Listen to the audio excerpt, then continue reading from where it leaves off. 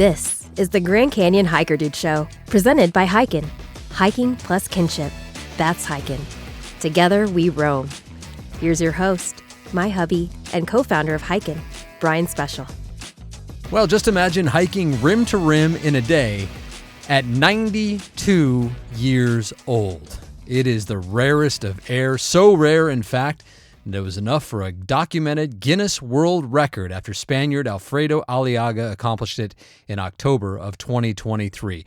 One of those along for the hike, our friend Julian Coiner, one of our group experts in our hiKin Grand Canyon Facebook group. Today, a look back on that journey and what's inspired the flip-flop-wearing, commando-going Julian to help folks across the canyon time and time again. This is the Grand Canyon Hiker Dude Show, powered by hiKin. Hiking plus kinship, that's hiKin. Together, we roam. 20 or so years ago, Julian Coiner was raising a family in Maryland. And when the weather finally turned in the right direction, he did what he always did. Set off on a cross-country adventure with his son, who was 8 at the time. Little did Julian know, but this trip would change his life forever. Every year I'd put him on the back of my Harley, and we'd go coast to coast, 10,000 miles on the back of a Harley, and we'd go to all these national parks. And then we'd fly my wife and my daughter in different places just to hang out. Well, we went to the Grand Canyon, and we were just like, oh my gosh, I had never seen, I'm from Iowa. So, pretty flat there, except for Dubuque, which has their one little whatever goes up the hill. But from that moment on, I was just hooked. And, it's in my church. It's like I want to go there as often as I can. And now that we live here in Springdale, we moved from Hawaii about 4 years ago. It's like you, as many times as I can. Sometimes I just wake up and tell my wife, I think I'm going to go hike Rim2Rim, call Trans-Canyon Shuttle, get a ticket back. And there I go, and I just love it. It's my favorite thing to do in the world. Do you remember the first time that you laid eyes on the canyon, not necessarily hiking the canyon? You probably didn't even have that idea in your head yet, but the first time you stood there with your son, and I assume was it on the North Rim or South Rim, and you saw it for the first time, and what was your reaction? Yeah, South Rim. And my son was, I think, 8 years old at that time, and we just stood there and we're like, wow, in my mind, didn't even really say, oh, is there a hike across this thing? Right. I really wasn't thinking that way. I was just, you're awestruck. You just can't believe that there's a hole that deep in our country. And it is, it's just amazing. It really is. You just can't, I always say there are no pictures, there's no video, there's no words, there's nothing that describes the canyon until you're standing there looking at it. And it's mind-blowing, isn't it? It truly is. I mean, there's not a picture that I've ever seen that represents what you see when you step there first time, every time. I mean, like 51 times for me. I know you're probably every month you were saying or what have you. Yeah, it's just unbelievable. It really is. You just can't believe it. Yeah, it just keeps us coming back for more. So when did you decide that, okay, I guess there is a trail down in that thing, so I need to try this out? When did that come for the first time? So it started, I'm a real estate broker.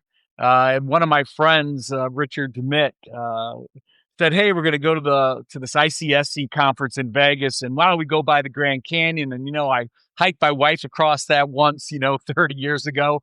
What do you guys think about trying that? Like, yeah, sure.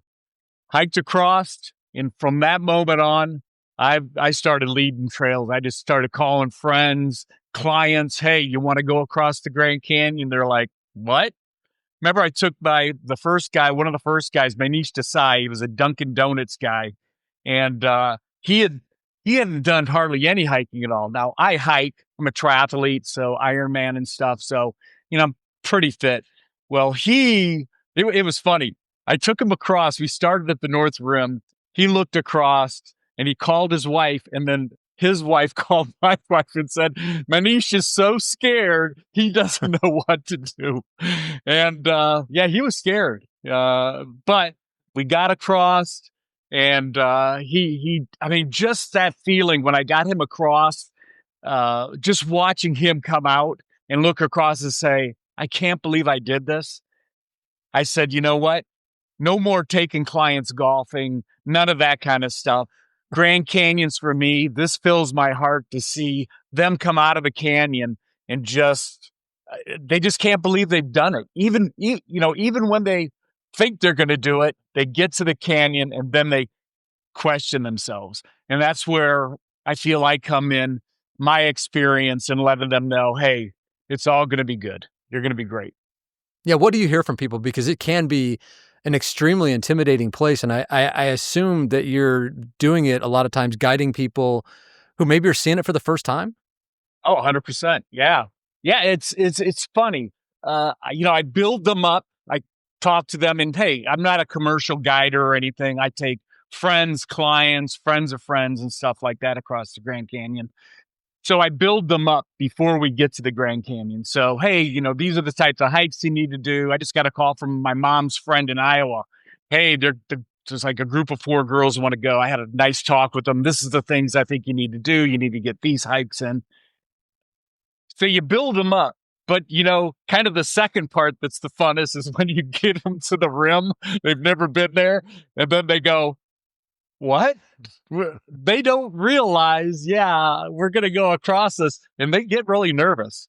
So you have that high of, you build them up. We can do this, and then we get to the rim, and they're like questioning themselves. And it's really cool to build them back up to the start point at the trailhead, and then getting them all the way across. The relationships you build, just seeing someone kind of broken to, I did this. I can't believe this. I can't believe I did this. And there's nothing better in the world than helping somebody, inspire them to go, hey, I can go across the Grand Canyon rim to rim. I could do pretty much anything. And I think that's what they say. They really come out and like, you know what? I can attack life. My friend's wife, I've taken her across twice. Both times she had just finished chemo. And the first time we went across, she was nervous, and it was in the heat. So we went south to north, which is even harder. You get to right before Manzanita, you're burned out. And then, like I tell everybody, the first 19 miles is 0. It's the last 4.5 or 5 miles at Manzanita or at Supai Indian Gardens that really the hike starts for most people because they're already tired. And that's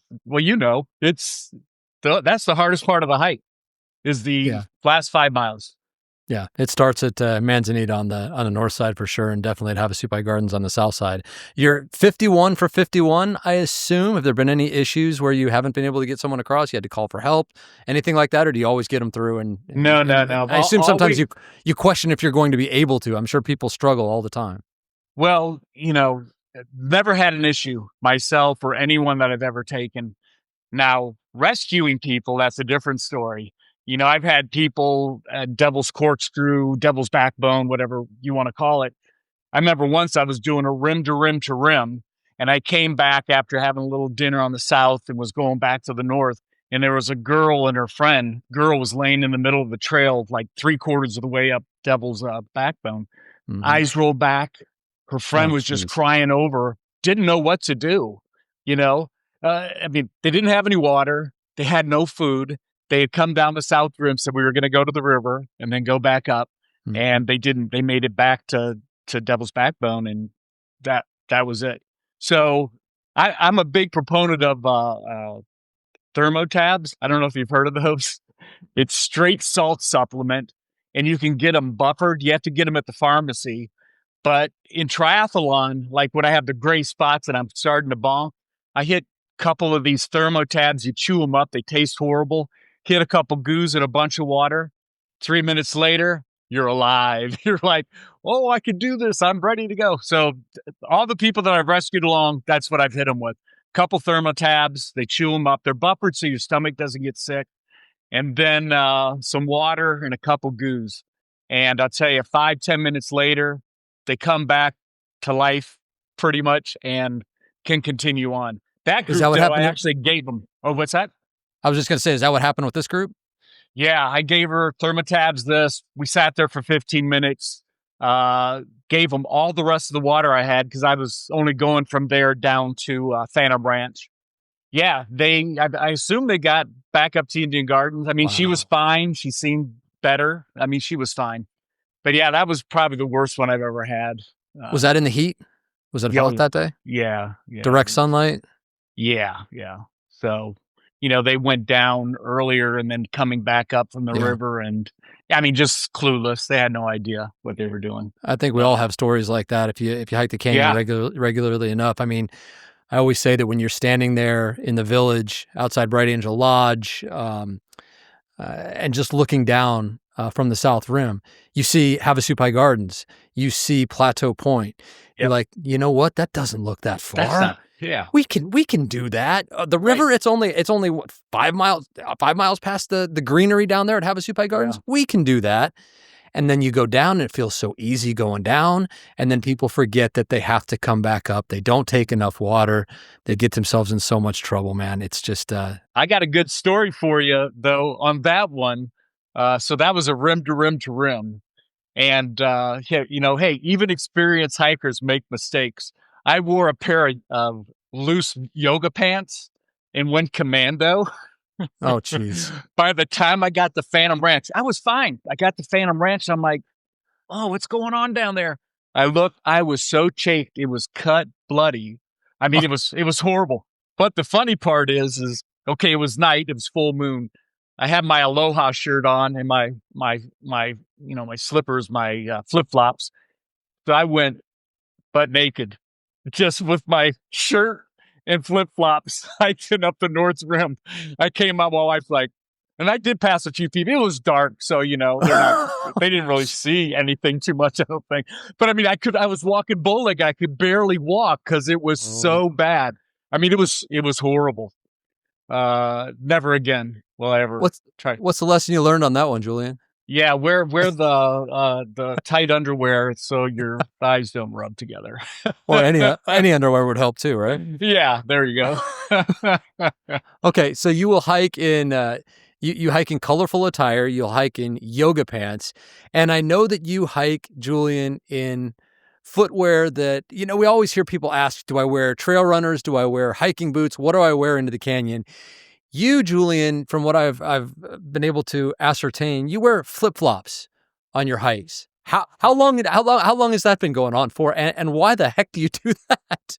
I think it's after the first time that I hiked the Grand Canyon. I went to REI, I got the coolest boots, spent $250, whatever, and I hiked the Grand Canyon. I come out, I got blisters all over my feet, and I brand new pair of hiking boots. I took them, I threw them in the trash. And my friend that I hiked across was like, man, those are $250 boots. He pulls them out. He still has them till today.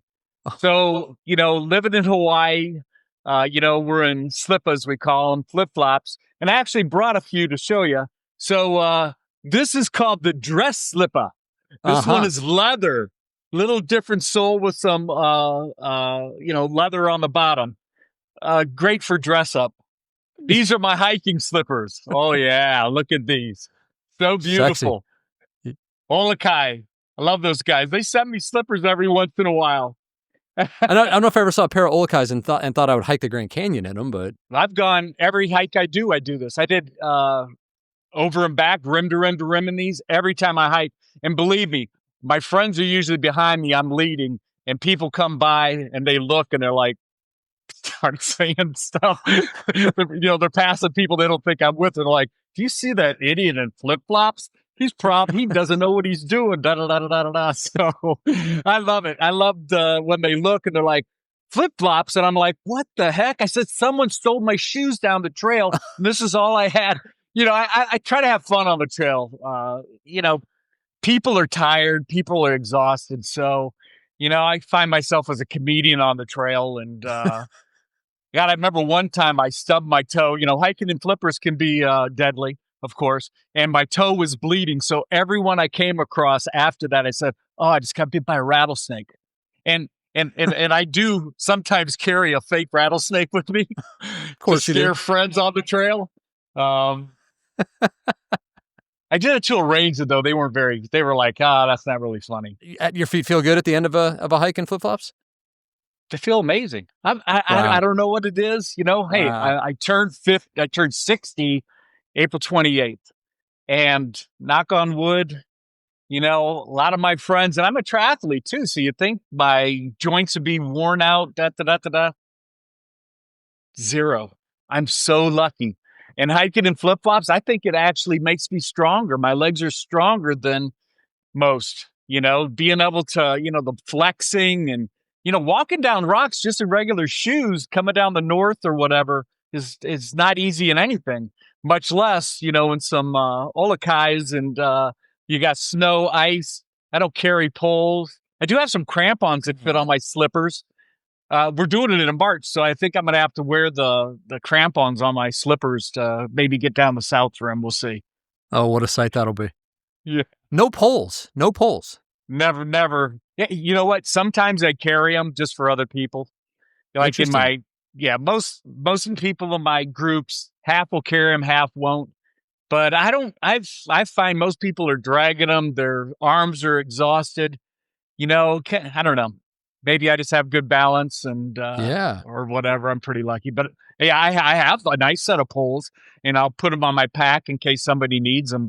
Breaking Canyon news, hike reports, and answers to all your questions. Find it all in our hiKin Grand Canyon Facebook group. Inside, you'll have access to Brian, Coach Arnie, and just about everyone you've ever heard on this show, all there in a safe, judgment-free space geared to root each other on and help you have your best possible Grand Canyon experience. The hiKin Grand Canyon Facebook group is the official group of the Grand Canyon Hiker Dude Show and is completely free to join. Just search for hiKin, HIKIN, Grand Canyon on Facebook, and join the conversation today. All right, so far, Julian Coiner has shown himself to be somewhat of a trail jester, always looking for a good time as he guides folks across the canyon. But there's a reason for that lighthearted, fun-loving approach: encouragement and distraction. Hiking rim to rim is hard, and he thinks the more he can take people's minds off their physical and mental pain, the better hike they'll end up having. Julian recently put all his talents to the test on a pair of rim to rims he'll never forget. Your last two rim to rims, I'm guessing, were probably your most memorable. Just a month apart, October 23rd, you served as a witness/coach as you helped 92-year-old Alfredo Aliaga set Guinness World Record. Alfredo being the oldest known person to ever hike rim to rim. That's memorable moment number one. That had to be an incredible experience. I want to hear all about that. That is number one. But also, it has to be a close second. Just a month later, you hiked across with your 29-year-old son for the first time.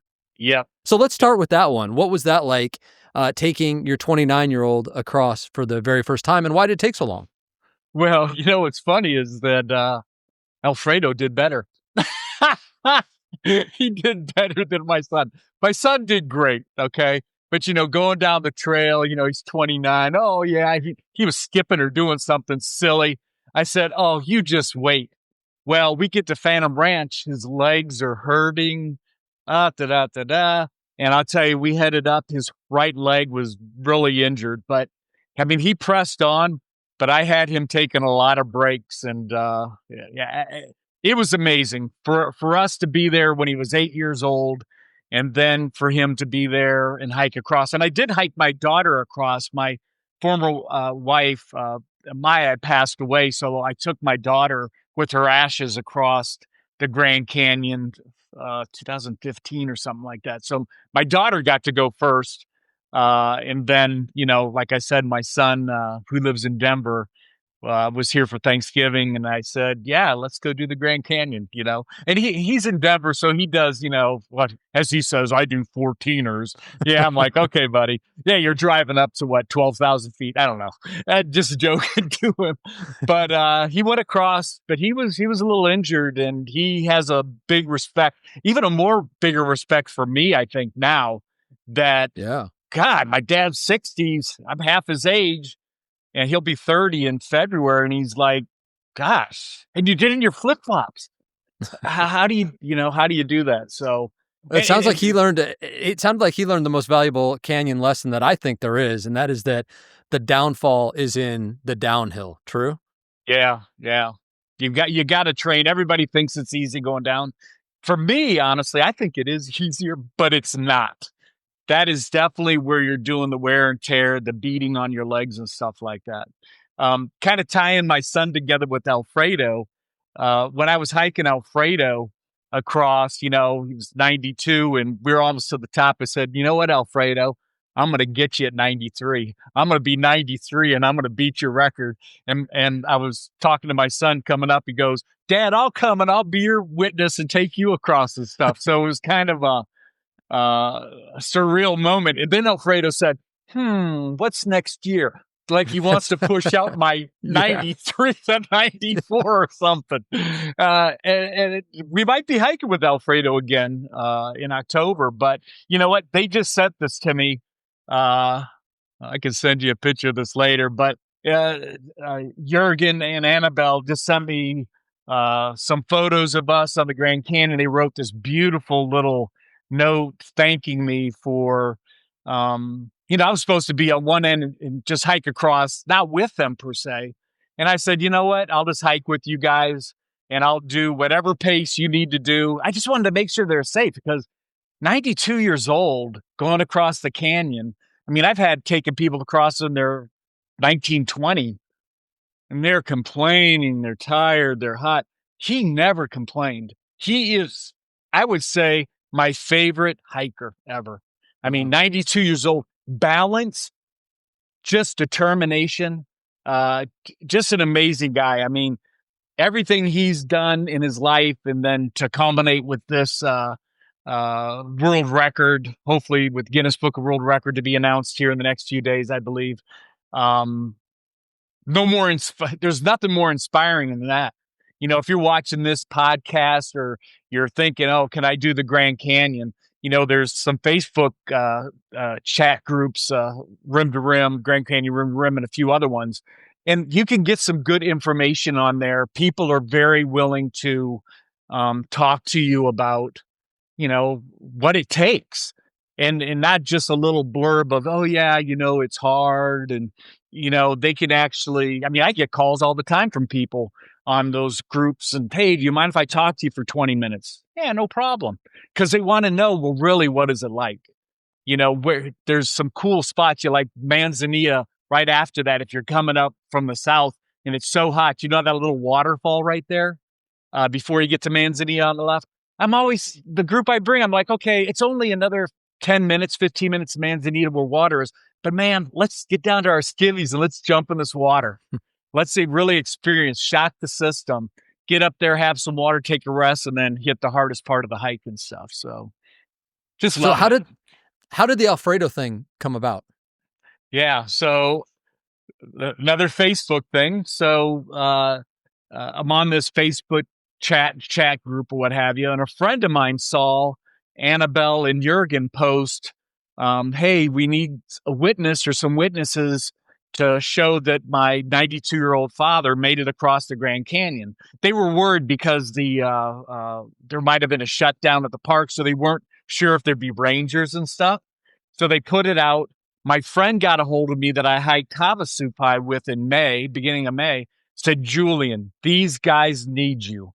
They need you. He's 92 years old. Anything can happen. And I was supposed to do Ironman Tempe in October, the half Ironman race that right in that time. And I was like, oh, there's no way I could do both of those. I'm going to be spent. So it took me about 2 days. And I was talking to my wife and I said, you know what? That's more important. It'll be my 50th time across. And I was planning a 50th time across with a bunch of friends in May, which will probably go in May again. But I said, what better fitting way to hike a 92-year-old across on my 50th Rim2Rim? So we met, had dinner the night before. Of course, I'm a little crazy. They're like, my God, this guy is like, go, go, go, go, go. But like Annabelle said in another podcast we were doing, she's like, you took a lot of the weight of the worrying off my head because she worries and worries and worries. And I kind of just took charge and said, okay, we're going to have fun. And the funniest thing Alfredo said, we were down, we just we were just getting ready to head up the south rim. We came along the ledge there, the left turn to go up. We sat there, and Annabelle kept telling him, you need to eat some salt. You need to do this. You need to do that. And you're not listening to me. And Alfredo goes, what Julian says, I do it. And she was like, okay, I'm done. Julian, whatever Julian says, that's what we do and stuff. So it's just amazing. Alfredo, he's so cute. I mean, 92 years old. You know, my wife and I just got done, her grandmother just passed away at 98 and a half. We moved her to hiKin right outside of Springdale for her last 16, 17 months of her life. 98 and a half. Been to the Grand Canyon, passed out, you know, with the elevation, 2 ambulances rides to Kanab. So I kind of saw, gosh, anything can happen and stuff. So, I mean, I brought some oxygen. I actually bought a book with anything that can happen, you know, and I was a lifeguard in Kauai a couple days a week for 2 or 3 years. So, you know, we had some first responder training, but you never know this, that, or whatever. I wanted to be able to quick reference. This is how he feels. Okay, what do we do? So I kind of took it on myself, do a little research. So I had to think about 2 weeks before that, before we did the Rim2Rim, and he did great. I mean, I had oxygen. He needed nothing. He did take some thermotabs, which he loved, because you know, people cramp. I don't know if you know this, but the reason why people cramp is they're eating on the Grand Canyon and not drinking enough. And what happens is your stomach needs water to digest your food. When you don't give it water, what happens is it calls to the biggest source of water in your body, your bigger muscles, your thigh, you know, all those muscles, brings it in there, and then you cramp. So he was cramping a little bit. I gave him those thermotabs. Oh, he was like, oh my gosh, because it takes that water and distributes it with the salt and stuff like that. So, but he was amazing. I just can't believe that I took him across, and he may go this year again. We'll see. Well, I imagine he created quite a scene out there. What do you remember most from the actual hike? You know, everybody wanted to stop and take a picture with him, and hey, you're inspiring, you're doing all the stuff. The thing of it is that, you know, if you're stopping every 15 steps or whatever, you're really, you know, God, we need to get down there. It took us 11 hours to get down to Phantom from the North Rim, which is, that's a good amount of time. The most memorable was a group of firefighters. They stopped and they gave him their patch. They knew he was coming across. They were just looking for him the whole way. They got a photo with him, gave him a patch. And I'll tell you, all the people that were talking to Alfredo all the way across, even though it slowed him down a little bit, you know, Annabelle was kind of pushing him. Come on. I'm like, oh, we're having fun. You know, he's a geologist too. So he's, hey, you know, the mountain's over here. This rock is the supine layer. And Annabelle's, okay, we understand that. Let's keep going. But he inspired everybody. It was amazing. I mean, there was young 10-year-old hiking, and to see a 92-year-old and people that were exhausted on the trail, to see a 92-year-old come by, there's not a way that you can't say, you know what, I need to get over this little bit. I'm tired. He's 92. He's 60 years older than I am and stuff. So yeah, it was amazing. It was one of the top highlights of my life, I think, seeing him do that and developing an amazing friendship with him and his daughter and son-in-law and stuff. What was the feeling like when you guys surfaced? Oh my gosh. You know, we were taking little breaks here and there. Alfredo, though, he was go, go, go. Man, we got to that first sign and he make the right to get up to the south rim. He's like, put his sticks up. Yes, we're almost there. And people are on top of the rim cheering. They're like, yeah, Alfredo. They were waiting for him. I mean, they've done all these television programs, news stories about him. And for him to come out and us to see them just cheering him on, he had the biggest smile to raise his hiking poles. I mean, there's nothing better. A 92-year-old doing this. How did he do that? You think I would have been nervous taking him across? I wasn't. I got there. I met him. He said, "Oh yeah, so we met on Thursday, Friday. Yeah, we're gonna go for like a 2 or 3 mile hike." I'm like, "Wow, you never hear that from anybody, really." He was just gonna loosen up his legs, but yeah, him coming out, yeah, it was emotional, just to see him make that and still have a smile on his face and no issues through the whole thing, not one issue the whole way through. He was happy, having fun. It was great. What do you think the biggest lesson in the average person, the person who's in the Midwest or back east, the Grand Canyon looks like this impossible journey, this impossible dream. What can they learn from what this 92-year-old did? Well, nothing's impossible. The key is you have to train. You have to. It's like in triathlon. You have a race, you back out your training. So your race is December 1st. Okay, 8 months before, these are the steps I need to do to get to that point. It just shows that you can do it. Get off your sofa. I mean, at that age, he even said, there's 3 things that he said that you need to do. Drink water and eat, sleep well, and hike every single day, walk every day.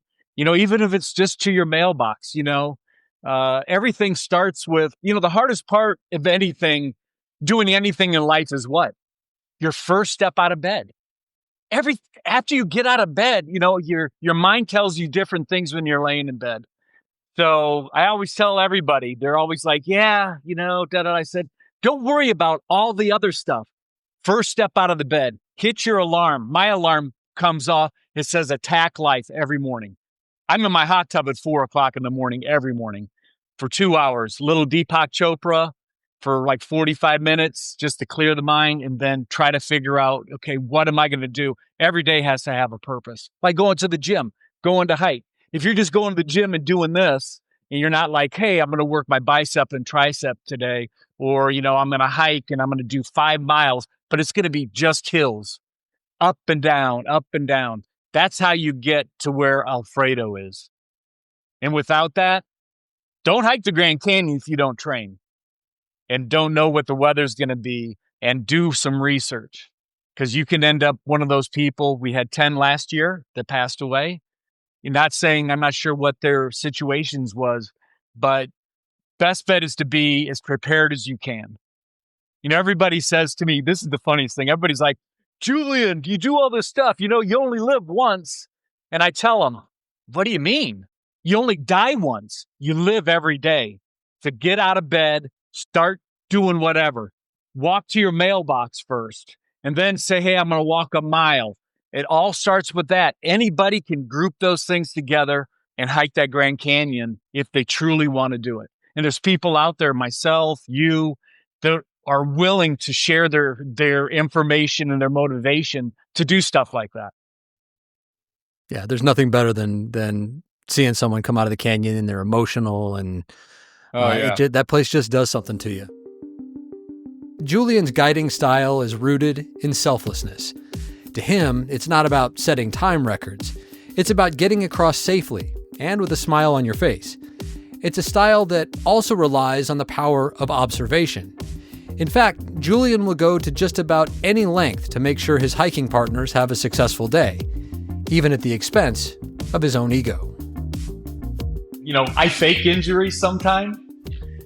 So we'll be hiking and people are like, oh yeah, let's keep going. I want to get to the top. But you can tell they're going to bonk in another 100 or 200 yards. So I'm like, oh, I just hurt my leg. Can we stop just for a second? And it's funny because we come out of the canyon and, we'll see my wife when we get back to our house or whatever. And they'll be like, oh, Julian was really injured. We had to slow down and she just laughs because she knows it's me faking, rabbiting, turtling, rabbiting when people are kind of dragging, but they got more. So I might go a little further ahead that makes them pick up. Or if I think that, hey, they're going a little too fast, I'll give them the back of our group and start going slower. And our main rule is if you can't see somebody, you slow down. We only hike as fast as the slowest hiker. Doesn't matter how fast or how slow you are. The goal is everyone comes out of the canyon at the exact same time with a smile on their face. What's the number one training tip? Number one is I'd say you've got to do a 16 or 18 mile hike a month before, just so your body goes, okay, I did 18, even if it's flat. Who cares? You got some mileage in. You know, me, I have a 10-mile hike behind my house, the Chin Lee Trail. When I do rim to rim to rim, I'll do that 30 days in a row, 10 miles every morning, getting up, get to the trailhead at 4, and then hike back to my house, and my wife will take me down. It's about a 3.5, 4 hour hike, primarily flat. You got to get your miles in. You know, that's how my son got tricked. You know, he thought, oh, yeah, you know, I hike these 14ers and I'm doing all this stuff. But you got to have the mileage in. Water, obviously, and salt and sugar. Salt, sugar, you know, and water are the main things. It's one of those three things you're lacking. Don't get behind your water, but only drink when you're thirsty. You know, I had in May, I hiked a group across, and the girlfriend was drinking too much water. I kept saying, "Here, take some thermotabs, eat this food." And like I tell everyone, we start the hike, you're responsible for your own safety. And number two, if don't argue with me. If Julian says, I need you to do this, it's because I'm seeing things in you that need to be done. She ambulance ride to Flagstaff, 2 days in the hospital. Too much water and what do you call that? Hypotremia or something. I'm not sure what it was, but too much water. She hadn't distributed. And when we got to 1.5 miles, she got sick. I mean, it was like Linda Blair, water. It was unbelievable how much water was in her system. And what did I say? You need to take a break. Let's sit here for 15 minutes, take a little salt, eat a little something, let's relax. But she saw we're so close. No, she pushed, got to the top, ambulance ride to Flagstaff. But she's fine. She had, I think, an underlying something also, something with her salt, her electrolyte stuff in her body normally. But she made it. I mean, I was like, we got to take a break. She's like, nope. I mean, she picked up her stuff and started going up, and I'm like, okay. So, but she's fine. Great story for later. No one died. That is quite a story. Yeah. You've mentioned the thermotabs quite a few times. What do you recommend that people consume? Because that can be one of the hardest parts, and it's a very individualized part of hiking the canyon too. I always find it incredibly difficult to stay on top of nutrition and hydration. What do you see people do? What do you think works best? Well, you know, the I don't know if it's noon or whatever. A lot of people just take it with their water. That's not for me. I don't like the taste of that stuff in plastic. Are those goos? Bags. Is that what you're talking about? No, in the plastic, you know, your bag in the back of your pack. I don't even carry one of those. I carry a little thermo thing packed full of ice, and then I chew ice chips. Like if you're going across in July or August, there's nothing like having a whole thing of ice chips to put on your head, put down your shorts, whatever, if you're really, really hot. But yeah, you just gotta, you know, one thing of water, one thing of salt supplement. The thermotabs I just take because that's what I've always used in Ironman, and it goes straight to your system. You know, check with your doctor. It's straight salt, so you get the buffered kind, so it has some aspirin in it, so you don't get sick. But yeah, I'm not even up to date on what the thing. Everybody has their thing, but whatever you train with, that's what you should take on the hike. And number two, you don't have to eat a million things. Everybody thinks I'm going across the Grand Canyon. Okay, it takes, let's just say 10 to 12 hours. You don't need to eat 10 protein bars or whatever. A lot of people think, oh, I got to get my calories well, not really. I mean, what would you do in a normal 12-hour pace? Yeah, maybe you'd have one in the morning, one in the afternoon, and maybe 3 bars. But I've seen people like, oh, I've got to eat I got to have 4 bars on the way down to Phantom. You know, I like Crustables, you know, peanut butter and jelly Crustables going down, and you get the Phantom, God, they used to have the summer sausage, but now they have beef sticks or something. But a nice bagel cream cheese, jelly, the lemonade we all know is amazing. But that's a great place to take your thermo flask that you carry on the front, that you have the ice whenever you need it. by the time you get down, it's halfway gone, probably. Drink your lemonade, rinse out your ice, pour the ice in there, get another lemonade for $1, and then pour that in. So when you're going up the south, man, I got a whole nother thing of ice to suck on and to, keep you motivated. Because when it gets hot, drinking water out of your little bag out in the back or whatever, and it's warm, it's not the tastiest, we'll say. I bring a root beer with me, a small little root beer, couple of those. I bring a Gatorade and then use the Gatorade bottle, just a small one. Use the Gatorade bottle in the streams to douse your head if you're there in June and July and August. You got to stay on it. You really can't wait until it's too late, because it will be too late. Are there specific things that you see people, especially eat, that seem to work, that's consistent across everyone? Well, I like Fritos. Tons of salt on those, pretzels. You want salty foods, potato chips. And I don't even know what the potato chip thing is, because in Ironman, you get to whatever on the run, you have 6 miles left, and all of a sudden you start seeing potato chips and Coke. Somebody had told me, and I don't know if this is true, that potato chips and the salt help the bottom of your feet with the oil and the salt and whatever. So, that's why I like Fritos. So I chew Fritos. And I hike in flip-flops. My feet never hurt. And I eat Fritos. And the key is, with your bag, you don't need a giant bag if you're day hiking across. Take your potato chips and smash them in your bag. They roll them up. It's smaller. They don't have to be perfect bite-sized. Eat the little crumbles. And that's what I do. And I try to show people, God, look at your pack. You got all this water, all this. Okay, we're hiking, depending on which side you're going. If you're coming down the south, we got 3 stops before we get to Phantom. You don't need, 400 liters of water to carry past all the water stops. Obviously, you got to know if those water stops are open or not, and be prepared to filter water if you have to. But, I start out with, I'm a camel, as my wife says, I save my water for others on the trail, which is kind of funny. Because you always run into somebody, oh, I don't have any water. Do you have a filter? No. It's like, okay, well, here, take my water and,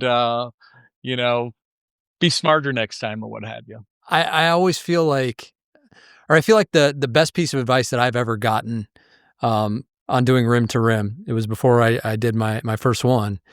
And you have all these questions and you're worried about everything. And I hear a lot of this in what you're describing, that people think they have to carry all this stuff, all these protein bars, all this water. But the number one piece of advice that I've got, and I'm curious what you think of it, is don't overthink it. Yeah. Yeah. Even Alfredo said when he and I were talking, yeah, if you overthink it, you're never going to do anything. That's called, I'm afraid of pulling the trigger. Do your due diligence, learn as much as you can, and listen to your body as you go across the canyon. Your mind is pretty much half of the battle of going across the rim to rim. You can walk 24 miles. Most people, if you're semi-active, with the elevation, it changes it. But if you think you can do it, you can do it. You might have to rest a half an hour. You might have to sit at Phantom for 2 hours. You might have to say, okay, I'm not going to go up the South Rim until 3:30 or 4, and I'm just going to come out in the nighttime because it's too hot, and I haven't acclimated to the heat the way I wanted. But don't overthink it. Just like you said, you just have to do your plan, try to follow it the best you can. Something always goes haywire. You're like, oh, I thought I was going to eat this food, but gosh, I really don't want to eat that food. I bring Jolly Ranchers, for people on the trail. Here, suck this, keeps the moisture in your mouth. And it's kind of fun little treat and stuff. Julian seems like the perfect hiking partner. My gosh, always smiling, always laughing. Oh, we're doing it. Oh, that's happening. Have some fun. I'm not wearing flip-flops and I'm not going commando though, man. I'm okay. Yeah. No, commando's out for me too. What about the time of year? That's always very important part of deciding to do Rim to Rim, because unfortunately the season for Rim to Rim is really May 15th to October 15th, a little bit longer into the fall because they do keep the gate open, but services on the South Rim or on the North Rim shut down on October 15th. So it's the heat of the summer is really a big part of Rim to Rim season. What do you find the ideal time, and is it possible for people to do it in the summertime? Well, obviously, optimum time May 15th to June 15th, or September 15th, October 15th. Tends to be a little bit cooler those times, but man, I've hiked it every month, but January, February. I'm getting ready to do March this year, but it's not going to be Rim to Rim. It's going to be South Kaibab, Phantom Ranch back to South Kaibab. We'll probably go up towards the North Rim with Jurgen, Alfredo's son-in-law, in March. Yeah, June 15th through September 15th.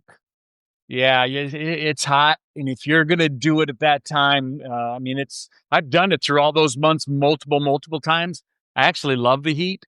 I love the challenge of the mind, when you're so hot and, the summer's hard. You can do it in the summer, but boy, you've really got to be on your water, salt, and sugar. And if it's your first time, I'd recommend hitting those 2 shoulder season portions of it and understanding what it is, and then doing some training in heat. I've been down Phantom 120, 126, even hotter, I think, 130. That's in the shade, even at Supai Indian Gardens. The clock there is usually in the shade, and it could say like 120. So that means if you're in the sun, you're probably 128, 130 maybe. So you can do it, but if it's your first time, I say pick those shoulder seasons and kind of get a good feel for what the hike really is. What to you would make up the perfect Rim to Rim experience? The whole experience from what rim you start from, what rim you finish at, everything in between, dinner, all that stuff. What's the perfect Rim to Rim experience for someone? So obviously, I mean, I really like south to north. It's harder, but it's just really cool coming out of the north, I think. There's so many people on the south, and I just like it that way. So if I had my druthers, I could do whatever I want. I'd go to the south rim probably 2 days before, go to have some dinner have a steak or whatever over at El Tovar Hotel, or whatever, the pizza over at Maswick Lodge too. I love that brew pub place there is amazing. Have a nice dinner, 2 nights before. The night of, have a salad, a piece of fish, something. That's what I would want. Do a little shopping. And then 4 a.m., start the rim with 50 of my best friends, or 50 people that I know. And I'm starting the list right now for May, because I was going to do 50, and I'm going to go back to everyone I've hiked across, and there's pretty close to 50 people. And I'm going to go back and say, hey, you guys want to do this? And then go down the south and, stop at Phantom, just a day hike. I love day hiking. And I like going up to some of the waterfalls and doing some of the side hikes too, depending on when I want to come out. It's never about a time for me. Everybody's like, oh, well, how fast did you do? If you're talking about time to go across the Grand Canyon, you don't understand what the Grand Canyon's about. Sure, you want to come out, 12, 14 hours, because after that, it starts to get to be a little much. But you can see everything day hiking across. But, don't worry about the time. Just worry about the experience. Stop and take a photo when you want, and ask questions, figure out what it is. People on the trail are more than willing to talk and share their experiences and stuff. And then, a dousing, stop at Phantom Ranch, obviously, have my lemonade and bagel cream cheese and what have you. And then right before you get out to, Manzanita, definitely a swim in the waterfall there on the left-hand side. God, that water's ice cold, but boy, you come out of that and you go, okay, now I've got 5 miles to go. This is nothing, is what most people say until they start up that first incline, and then come out obviously stay on the North Rim at the lodge, have dinner there. And then on the way back, stop at Jacob Lake, get their cookies. They're the best. Oh, Probably yeah. a milkshake. Take the shuttle back around or what have you. I mean, to me, that, and everybody's safe. I mean, that's the most important thing is, hey, let's hike the Grand Canyon, but let's all be safe and let's be responsible because, when you put your life in danger going down into the canyon can give you a lot of different scenarios. You're not in charge. If you think you're in charge, you're not in charge. The canyon is in charge of the whole hike. If it's going to be hot, if it's going to be this, that, or whatever. And your body, it's like triathlon. You get to the start line. The hardest part is getting to the start line, but you never know what that day will bring for your body. You could do all the training you want. Just be prepared. Last couple of things. Just what would you say to someone who's enamored with the idea of doing the canyon? Maybe they're hanging out in the Facebook groups. They're seeing everybody's stories. It's so exciting. It's so inspiring. They're enamored with doing it, but they're not sure if they have what it takes. What would you say to those people? Put it out to the universe. First thing you do is saying, I'm going to do this. Tell as many people as you can, because what will they do? They'll hold you accountable. They'll say, well, you said you were going to hike the Grand Canyon. To me, that's motivating. Maybe some it's not, but I think first thing to do is just to say, I'm going to do it. And then back in, what do I need to do to get to that point? You don't say, hey, I want to do it and then do it in a week. that doesn't work. Hey, I'm going to do it like this person from the Facebook chat called me. Hey, do you mind if I call you for 20 minutes? They're going to go in October. I said, okay, that's smart. May, if you haven't done any training, if you live in the cold weather, say you're going to get out, you're probably not.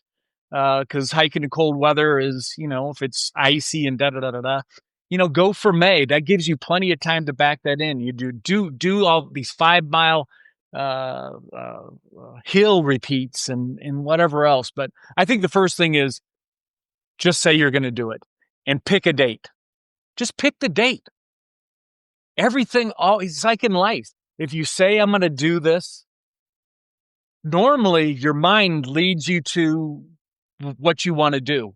If you're saying my intention is to do this, that's why I listen to Deepak in the morning. I love setting my intention of what I want to do for that day and try to figure out, well, how do I accomplish it later? First thing is just to say you're going to do it.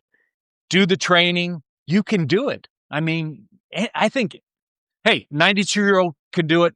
Anybody can do it. If you're sitting on the sofa, get off the sofa. All right. Last thing, Julian. When it comes to the Grand Canyon, real simple. When it comes to the Grand Canyon, what's your why? Other people. Now, I mean, it started just that I wanted to do it. Now it's all about others that I can share this experience with. It fills my heart. I mean, everybody has something that they do that makes them feel good about themselves. And for me, it's that last moment when we get to the top and they look across and they're like, Julian, you were right. We did it. And not even more so right there because they're so tired. They're like, oh, this is great. The next day, when you go back out on either rim and look across and they're like going, how did I do that?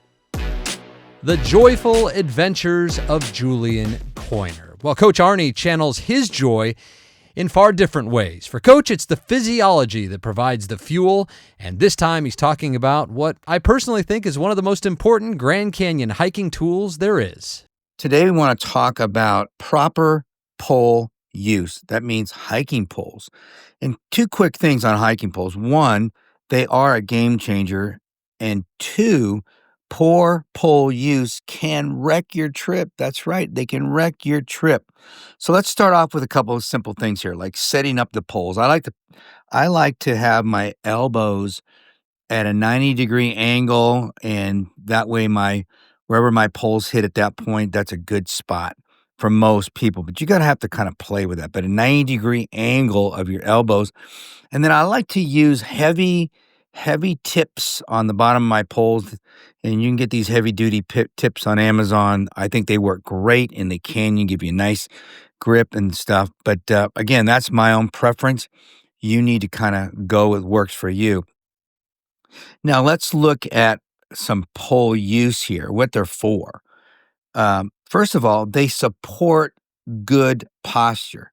They don't make you have good posture. They support good posture. Okay. That's super important. What does that mean?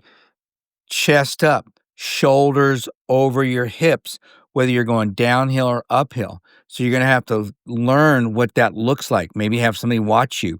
But that proper posture. And if you learn proper posture and use your poles to support that, you are going to have a much better trip. Your poles will be used the way they're supposed to, and it's going to take that pressure off your legs like you wouldn't believe, and you're going to just feel so much more energy, and that's super important. All right, next, let's remember that leaning on your poles, going downhill is a recipe for disaster, and that's what I see from a lot of people. You don't want, remember what we just talked about. Remember good posture. Remember supporting good posture. So going downhill, leaning on those poles is not a good thing to do. So we got to work on that. And how do we do that? Well, here's the big tip. The big tip, practice with your poles a lot. It's what I do. I'm out there every weekend using my poles. Why? Because I want to become a pole expert. I want to be able to use my poles in situations where it's tough. And I want to know that I have good technique and I'm using my poles properly. Okay. And the only way to do that is practice, guys. I'm telling you, proper pole technique comes through practice. I hope this helps. Get out there and practice with those poles. I love you, and I'll talk to you later. Coach Arnie Fonseca Jr., our group's exercise physiologist and canyon coach. If you missed it, his number and his contact information are in the show notes. All right, that's it for now. My name is Brian Special, encouraging you, as always, to go hike the canyon. Take that first step. Embrace the journey. And when you get there, whether it's for time goals or taking your time, just hike your own hike and enjoy one of the 7 natural wonders of the world, the magnificent Grand Canyon. We'll see you next time on the Grand Canyon Hiker Dude Show, powered by hiKin. Hiking plus kinship, that is hiKin. Together, we roam.